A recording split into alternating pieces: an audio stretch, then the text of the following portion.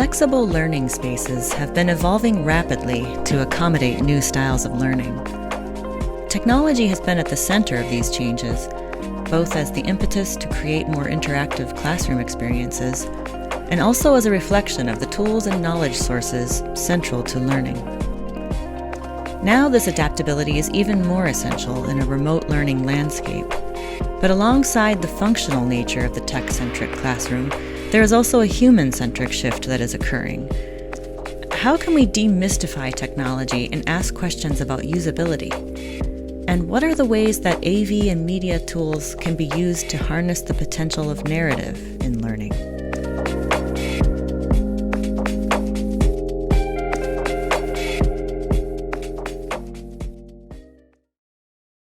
All right, welcome back to the Tide Generator podcast. I'm your host, Kirsten Nelson. Technology in education is very much in the spotlight right now, especially with remote learning being so prevalent in the midst of a pandemic. But, in the midst of all that practicality and trying to solve problems in the moment, there's also the potential for a lot of inspiration for what we might build next. So with me here to discuss the possibilities and new modes of learning are two experts in the field. We have Dr. Margot Douaihy, a writer, editor, and analyst who is currently teaching at Franklin Pierce University. Hello, welcome, Margot. Thank you so much. It is such an honor to be here with you both. Yeah, thanks for joining us. And we have Francesa Birks, a global insights leader with a prestigious architecture firm. Hello, Francesa. Hi. Hello, thanks for having me as well. It's nice to be here with both of you. Hi. Yeah, I'm looking forward to this. Yeah, I'm really looking forward to catching up about what's happening now and what we can maybe dream up for the future. So yeah, I guess starting with what's happening now, we're definitely seeing that adaptability is the key. We're definitely seeing that we need to be able to adjust. And I wondered how you're seeing that play out in your work at the moment. Maybe we should start with Margot. Like, how are things looking as you try to envision a return to the academic calendar this year? So Franklin Pierce University is back on site, and the unsung heroes have been the technology team, the instructional designers, the ideal cohort, which is the interdisciplinary group of professors that are on the front lines in terms of testing the technology, helping to implement and deploy it alongside the tech team.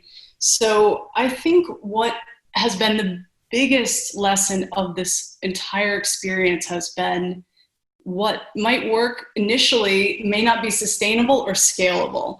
So what happened in the spring was this extreme rush, a rapid shift to remote, and it worked. It was okay. But what we have to think about now is what's sustainable. So the radical adaptability, the ability to have a high flex mode and model of really rigorous, engaged, passionate face-to-face teaching, as well as the ability to have an equally inclusive and engaging experience for every student that might be dialing in through a soft codec in a breakout room across the hall, because we're doing physical distancing at Franklin Pierce. I'm actually not on campus until the spring term, but what we're hearing through all the meetings and the ideal cohort seminars are that the students that are, it might be 6 or 7, all 7 to 10 feet apart in the seats, but then others dialing in from other locations on campus, so that everybody does have that opportunity to have the synchronous class that they like, and all of the lectures are being recorded for any asynchronous experience that the students might want to go to. So I think what we're seeing is just that a real enjoyment of the Poly 50 systems that have been the new systems that are brought into the classrooms that do the teachers the high flex capabilities that they want. But it's definitely work in progress. We're iterating as we go. Again, just my colleagues have been amazing, very transparent, and just trying to take an approach of more, the more that we do on the upfront level and the more we can do behind the scenes, then when it's time for the semester to begin, which we're already in week 2, COVID tests every week, and making sure that safety, security, and the health and well-being of students of the staff is priority. But the school has chosen to go on site. And so that there's just been a lot to consider, but again, that the adaptability baked into the room has been the key.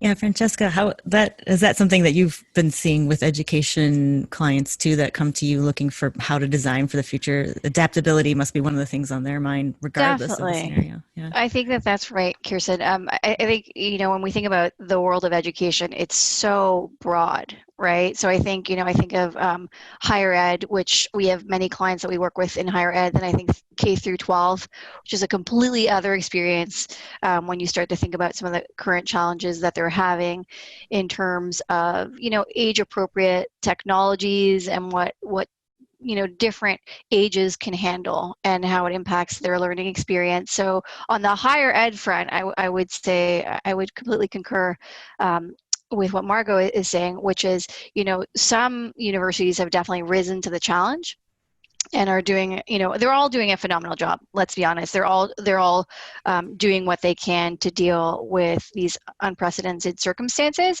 But you definitely see in our conversations with some of our higher ed clients that there is a spectrum of responses, and that there are some who believe that, within a year we'll go back to where we were. Right? There's a group that just thinks, let's just deal with this situation. We'll get a vaccine, and then we'll go back to how life was on campus.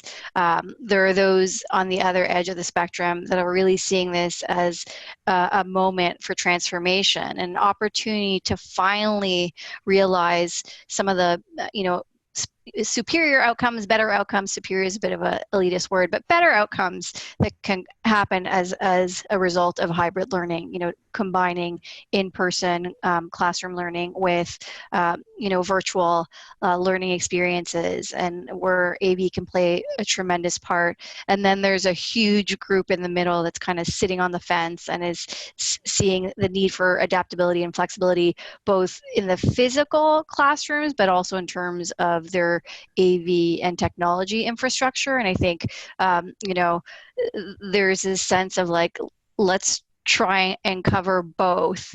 But, as we all know, it's not enough to set up the infrastructure, the tech infrastructure. There's all this training, and to what Margot said before, you need to have fantastic instructional designers along with fantastic instructional technologists to make sure that we're collaborating to create the best learning environments. And so I just feel like we're seeing a range, as we were saying before, new information comes out on a daily basis. So it's not an easy time to be in the education world, where part of your responsibility is ensuring the well-being and the safety of both your faculty, your staff, and the students. And this is just making that a challenging place to be right now.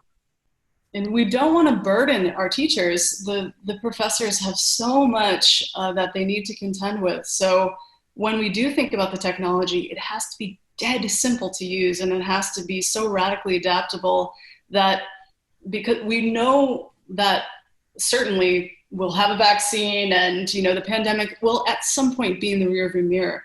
But what I think this has shown us is that it's hard to predict what might come down the line, depending on how students may demand a new level of flexibility, just like we're seeing in the corporate sector. So I just think it behooves institutions and institutional leadership to really scrutinize the choices in terms of new wings of universities, new departments within the university that may benefit from these high flex or blended models, or maybe even fully online. And it might be great new revenue streams. These might be also revenue streams that are incredibly essential right now because of lost room and board. We're seeing, I live in Northampton, Massachusetts, and Smith College is fully remote. Amherst College is fully remote. So the life of the downtown is actually dramatically different, and the whole little ecosystem or big ecosystem of the university is also different because we don't have those students living on campus, living in the dorms, going to the food halls, et cetera. And I think the technologists that get it and the instructional designers know the more that we can deploy and implement systems that can be used for X use case, B use case, C use case, the better. Because I just think multi-purpose is being reevaluated with just a close eye right now, on an institutional mission level as well as budget. It makes just much more sense in so many ways. Yeah, actually, Francesca, that makes me think the usability factor of this. Do you find that a lot of institutions they see technology, maybe they're still really hesitant because it seems really intimidating, and if we put this in, will anybody use it? Do you think there's a future where we could kind of overcome that and see these tools as creative tools? Yeah, I mean, I think like the maturity levels really vary by educational institution, and I think that, as Margot said, the spring we all acknowledge was a huge experiment, and it went well in some places and it was really horrible in other places. And I think, the fall will continue to be a huge experiment, and we're already seeing some of the data come out right now. And I think, those who don't resist change, those who are adaptive, those who are creative, we're all being asked to be far more creative than we've had to be in a while. And I think they're going to rise to the challenge, and they're going to start to really explore where are the benefits. I'm intrigued by Northeastern. That's definitely embraced. They were kind of headed this way, and they're like, all right, full on, we're making this transition with their NU Flex program.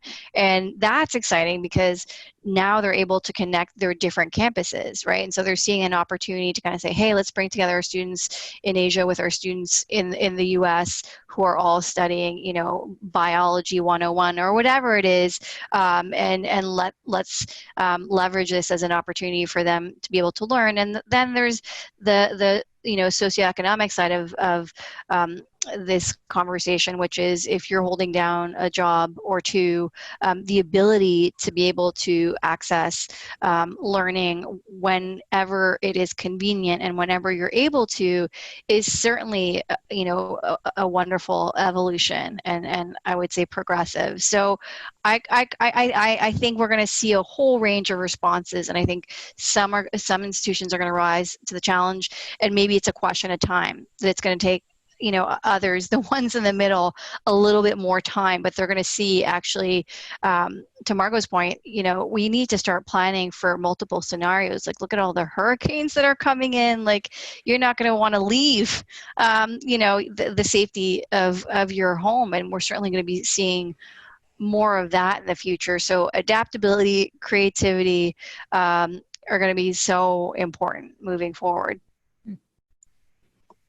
Yeah, I feel like the global campus, that's something that we can actually embrace, the notion that, the campuses can be connected globally, and you suddenly have a lot more access to sharing knowledge and resources around the world. That makes me think of the interdisciplinary stuff you were talking about, Margot, about how there's vast new ways that departments can collaborate. It's not just certain departments that can benefit from using these new tools. AR and VR might seem really techy, but they can actually be very literary and artsy too. I don't know if you wanted to talk about the expansion that might happen there. Yeah. This is a huge passion point for me, and I'm so excited about it. I focus on creative writing, editing, publishing, storytelling, the tenets of what makes good communication.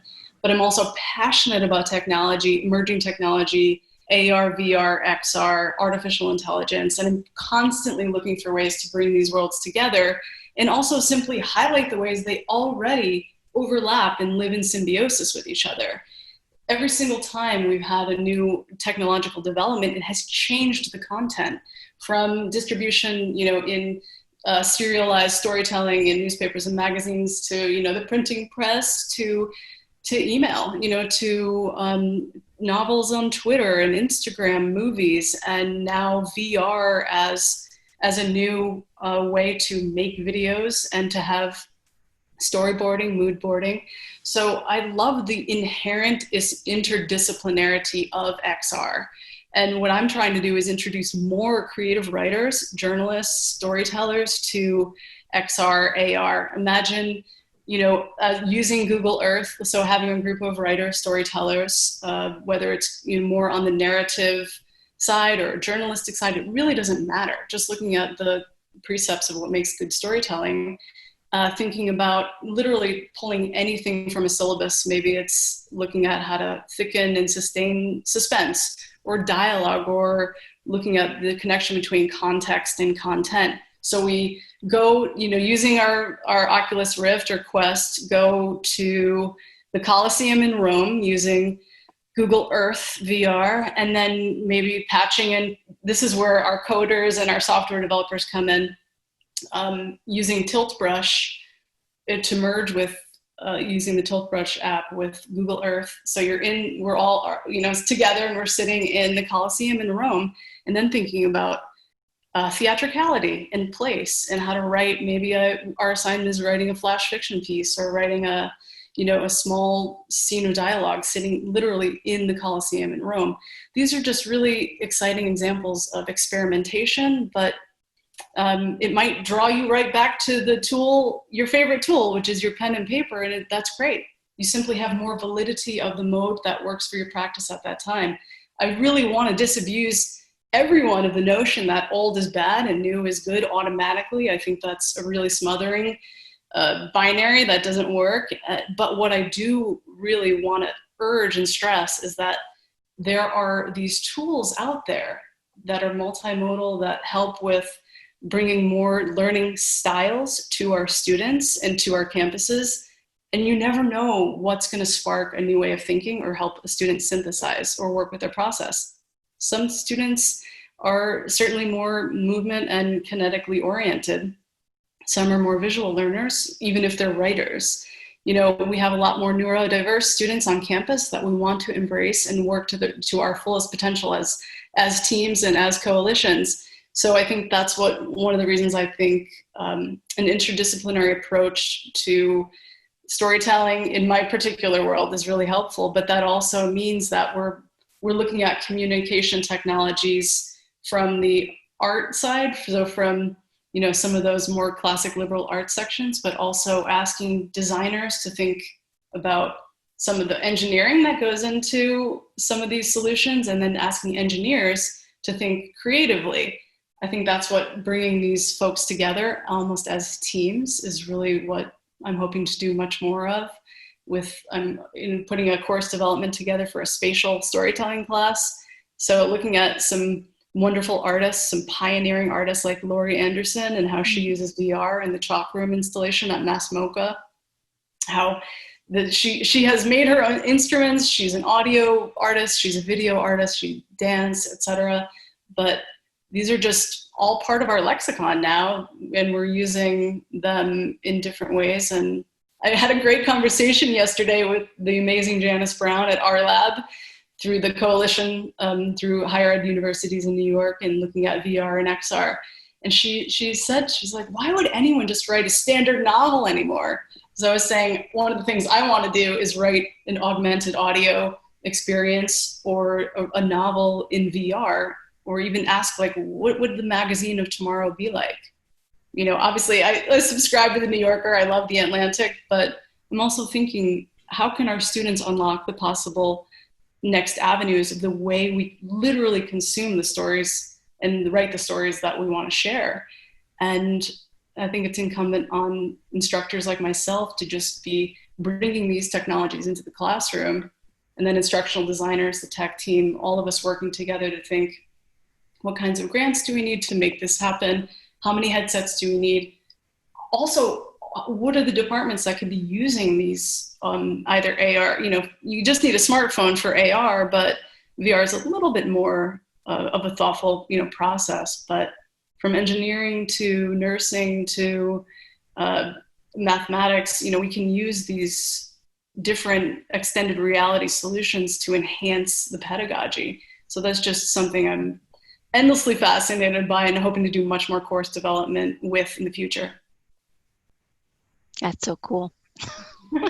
I mean, I'm excited about everything that you've just said from what in terms of like, why would you just write a standard novel? Like, I'm just imagining Edgar Allan Poe or Lovecraft, like in this super immersive environment, and how that could like suddenly turn someone on to like literature, because, as you're saying, we have different modes of learning. And then I think about how exciting it would be to be able to create a discovery process. We take clients through discovery process, but usually it's in person, taking them to the R lab to see, what the possibilities are for immersive learning for the sciences. But even I think about, engineers that I've worked with, and, I wanted to create a studio where you start to tackle things like the wildfires, in California, and how awesome would it be, to explore with them by putting them in the situation and in the first person experience of, an emergency responder or a fireman or someone in the community, to really understand actually what it's like to live through that. And I am excited even from the perspective of problem solving. Yes. How, all of these immersive technologies will really create higher levels of not just empathy, but understanding the context that we are actually dealing with, so that you can't brush it aside, which we've been able to do pre-COVID. We have allowed ourselves to be distracted and allowed ourselves to be really busy, and now we have this moment in time where that's kind of shifting too. And so the kind of focus that some of these immersive and emerging technologies will create, I think, for the kinds of challenges we're facing, is super interesting. Like Margot, you're just like making my head pop, because it would be just so cool, even, again, for an engineer or for someone. I've heard this happen at another college, was, a science major, and then, created a virtual opera to look at like cells and just, without having been exposed to those technologies, would have probably just gone straight down the science degree path, and then got exposed to, augmented reality and wrote an opera. So it's just like, what are the possibilities if we untether ourselves from being, really single-minded and myopic in the way that we look at life and experiences and learning? I couldn't agree more. And again, I have fidelity to subject matter expertise. Definitely, I love certain areas, and then I drill down into those. We will always need specialists. We will always need, genre, minds who can bring us the rich history of the world with that singular focus. But the possibilities are so exciting when we do bring the diversity of thought into some of these ideas. And I think complex problems need complex teams to think about what can spark and what can synthesize, and where are those complementary forces. And I mean, I'm even seeing that with, I've been helping to homeschool my 5-year-old niece because the schools have been closed with COVID. And, I just try to like sneak in some engineering along with the storytelling as well. And all of a sudden, she has this little kaleidoscope, and she put a little ladder near the kaleidoscope so that, all of these like little imaginary fairies can use the ladder, go up, look into the kaleidoscope. And so you have like some engineering, some spatial ideas, and some storytelling around it. And I think that it creates that hunger and the appetite for more and more. And I think, again, folks that will look at a problem, or look at, that area of specialty and say, yes, this is my life's work. That's wonderful, again. But I think that what it has to offer is that you can bring that subject matter expertise into a whole other arena. Like if we're thinking about product design using AR, or how can we then tie 3D printing with AR, and then a soft codec like Miro, which is that, online collaborative and mind mapping software. So then now you can have like a soft codec with Miro, but then a video of a 3D printing, class, and you can do industrial design or product design with one school lab, but then open it up to all the satellite campuses. And yeah, I'm incredibly excited about it. But that's where I think a membership organization like Avixa has an incredible opportunity to raise the game for the members that do focus on higher ed. Schools large and small are taking 2020 to catch our breath for sure, but thinking the next decade is going to be so incredibly important in terms of the longevity of some of these institutions. And I think the technology for technology's sake, as we talked about previously, the peacock displays, the trophies are going to get higher scrutiny. And I think instead we're going to think, well, how can we give our students the very best, most cutting edge experiences in a fully inclusive way? And the possibilities are endless when you bring creative minds together and break through silos, but it does take systems behind that to make it sustainable. I think we live inherently now in an interdisciplinary, inclusive, multidisciplinary, there's all these opportunities to combine efforts. And I think people hire for that, definitely. Like, they're hiring for that now. Teams are definitely taking different voices to solve problems, like you're saying. But yeah, it's starting early, like you're both saying too. We're seeing it in K through 12. We're seeing it at an elementary level. Is that something that it's happening now because we have to solve for that in the younger grades? But do you feel like that's going to be one of the lasting impacts of this? We're going to see younger and younger students using technology? Well, I mean, I hope yes, and I hope that it's not limited to private schools and K through 12s who have the resources. I mean, there's a real concern there, and I think we shouldn't slow down their appetite to kind of embrace some of these emerging technologies to really prepare, right? Education is about preparing students for the life that they're going to live in the future.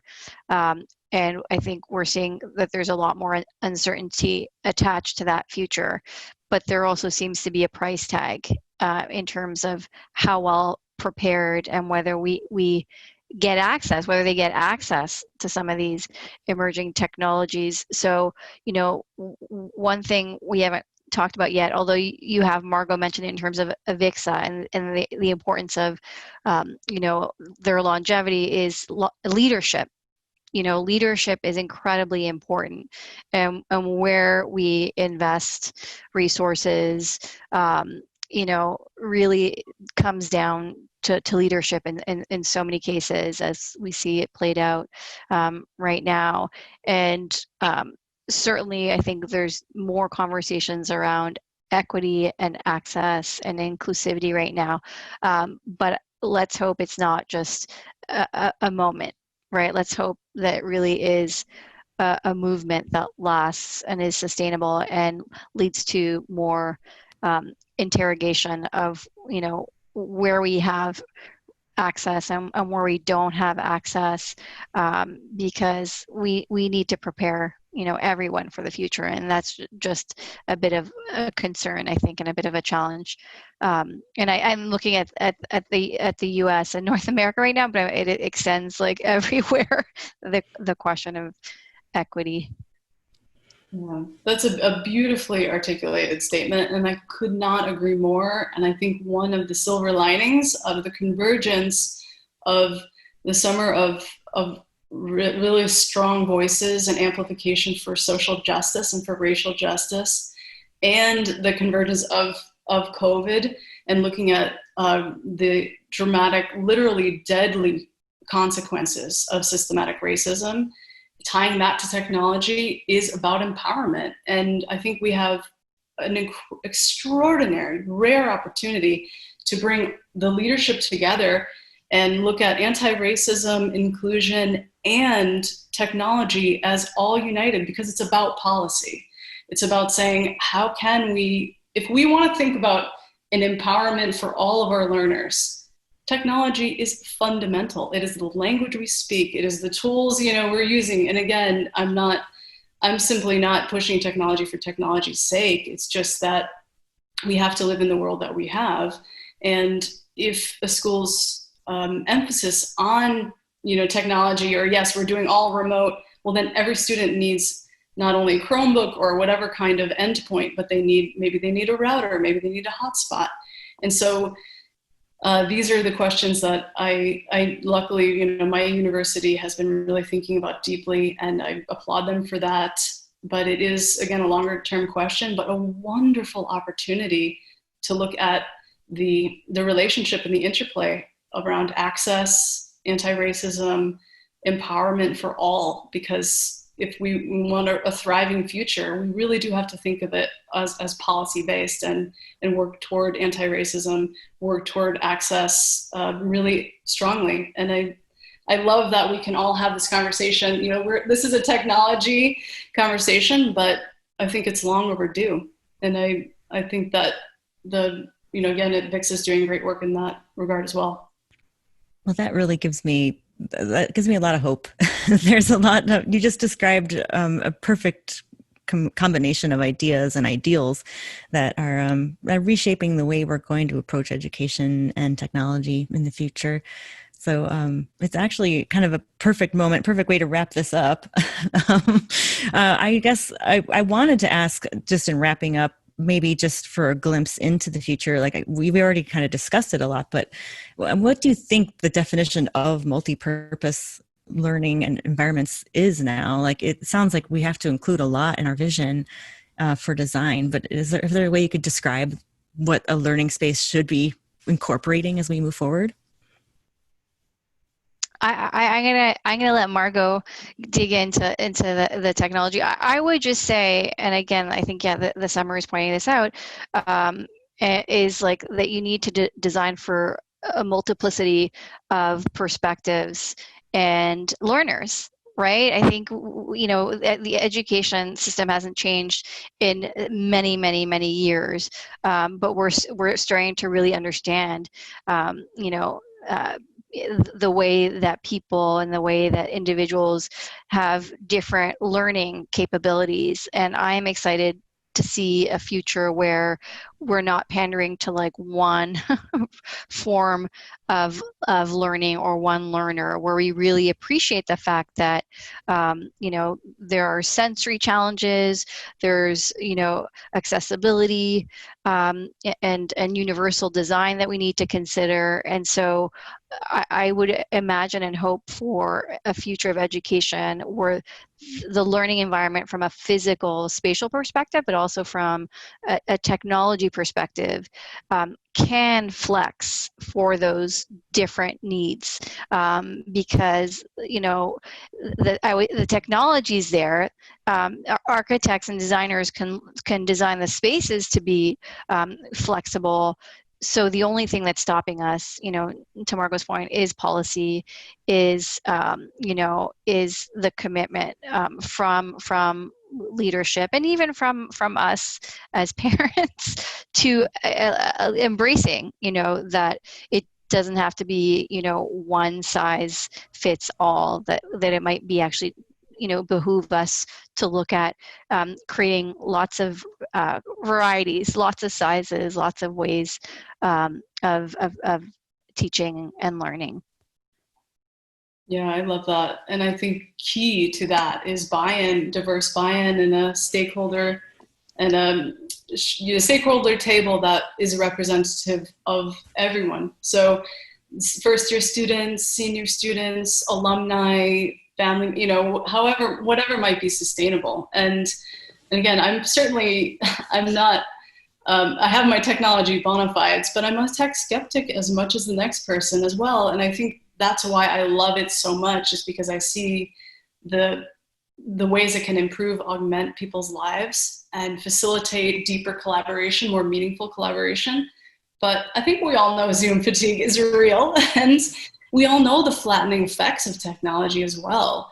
So again, looking for the ways that multi-purpose doesn't mean anesthetized, but that it can still be rich, and it can, instigate curiosity and deep, rigorous moments of learning and sharing and thinking and build community. So one of the biggest challenges, I think, with, and this is just a little bit of an asterisk on the multi-purpose space, but one of the biggest challenges we have in higher education right now is how to build and continue community building, even though we may not ever meet in person. And these are very real challenges. I'd like to point to EDUCAUSE as having excellent best practices and CCUMC that focus on ways to look at data and look at studies that show how to meet learning objectives, as well as give students the opportunity to build those long-lasting, lifelong friendships and collaborative relationships. I mean, I still collaborate in a professional and creative level with friends of mine that I met my freshman year at the University of Pittsburgh. So we still need to think about community and societal dynamics, even though we're not, may never be on the same campus in the COVID era and beyond. So when we think about multipurpose, even if there are ways to say, okay, well, maybe you're going to be on campus just once a week, maybe once a month, maybe just once a term, but that there's still a place for you, for your learning style. And itinerant teachers, adjunct, all the way up to tenured faculty, deans, et cetera, also need to have that home and know that they can use a control system easily.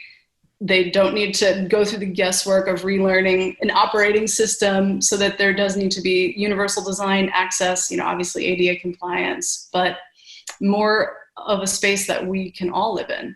So it sounds like a tall order, but there are incredible experts working on this and with great results. And that's, again, interdisciplinarity, bringing in interior design, architectural experts like Francesca that that know what works in the built environment and how it's an agile space, but also a space that we need to feel secure and safe in, because learning is optimized in safety. So we do need to have that, psychological sense of safety as well.